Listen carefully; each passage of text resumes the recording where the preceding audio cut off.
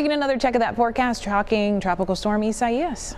Yeah, Isaias is going to continue to roll our way, and as likely Category 1 hurricane before landfall. But either way, it's just about 4 miles off from, or 4 miles an hour off from that hurricane status, and we expect it to regain status as a Category 1 hurricane a little later this afternoon. Landfall sometime between late evening and 2 a.m. going into our early Tuesday morning. So it's going to move a little bit faster, we believe, and turn to the north-northeast. Wave heights out there in the center of the storm right now off the coast of Florida and approaching Georgia. We've got wave heights as high as 14 feet and about 5 feet right now in Charleston. So we're starting to see the rip currents and the wave issues. The storm surge becomes more of an issue later tonight just before landfall, and that is going to impact folks in Oak Island, Southport, and as we roll up the coast all the way through areas of Atlantic Beach, we've got those storm surge alerts in place. 72 right now in the Triad. You can see 82 in Wilmington, 65 in Boone, and we've got those temperatures continuing to cool off at a couple of spots as we've got those rain cool conditions. North Wilkesboro seeing some heavy rains.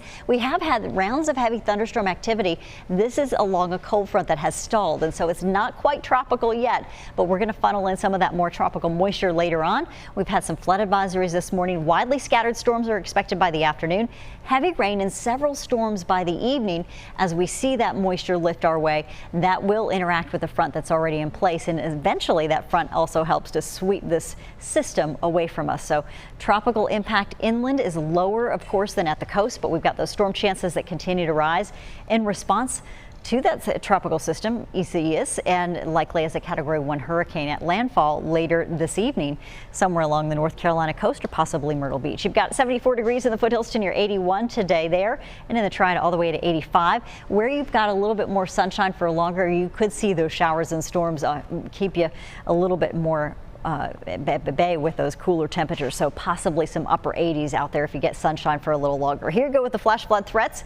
They include most of North Carolina all the way up into the mountains. Category 1 status, as we mentioned, and at landfall we're expecting folks to really feel the impacts from Wilmington south out toward Oak Island. We're looking at heavy rainfall inland though, 2 to 4 inches, so enhanced rainfall along that cold front today. We've already got 1 to 2 inches on the ground in Yadkin County, also in Davie County out toward Mocksville from earlier this morning. 20 to 30 mile an hour gusts are possible, and the greatest impact is going to be at the coast. We still have a threat of isolated severe concerns, and that's flash flooding threats that'll be at the high end of the list there for the storm activity. Scattered storms through 1 and 2 o'clock. It can look really spotty around the Triad, but beginning to fill in over the northern Piedmont and also starting to fill in as we get you into 2 and 3 o'clock in the afternoon. And notice that line forming as we get you going through late evening. More activity north and west of the Triad, building east as we go late night, and that will help to fill in some of those rainfall totals at 1 to 2 inches, if not 2 to 4 in spots around the southern Piedmont. So we'll be watching for the trajectory of that storm really to be swept to the north and east.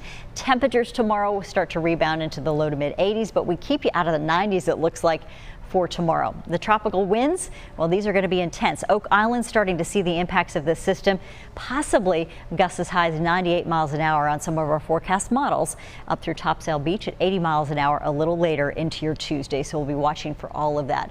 And for us right now, we're grateful to be talking about lower impacts, but high impacts when it comes to flash flooding threats today.